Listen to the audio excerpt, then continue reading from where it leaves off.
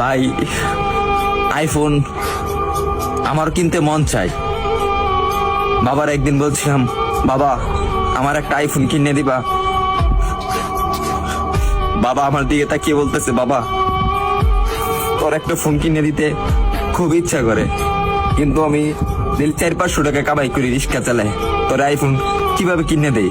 ভাই কথাগুলা আমার জন্য বলতেছি না, আমার মতন হাজারো মধ্যবিত্ত ছেলে আছে তাদের জন্য বলতেছি। আরে ভাই আমার আইফোন আছে সেটা আমি মানি, কিন্তু সবার তো আর আইফোন নাই। কিছু পোলাপান আছে নতুন নতুন শার্ট পরে, নতুন নতুন প্যান্ট পরে, নতুন নতুন সানগ্লাস পরে, 2 দিন পরে পরে আইফোন পাল্টায়। তাদেরকে উদ্দেশ্য করে বলতেছি, ভাই আমরা গরিব মানুষ, ভাই আমরা দিনের না দিন খাই, আমরা আইফোন কিনবো ভাই, কারণ 3 বেলা তো ঠিক মতন খাইতে পারি না।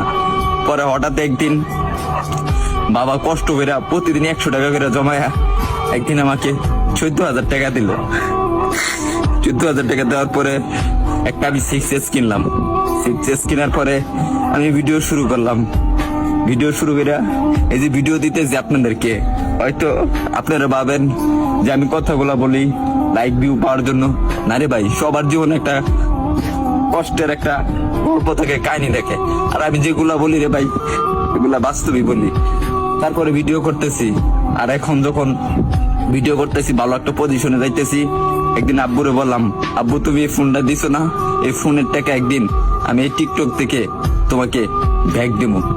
ভাই আপনারা যদি ভালো না বাসেন, সাপোর্ট না করেন ভাই, তাহলে সামনে আগে যেতে পারবো না রে ভাই কখনো।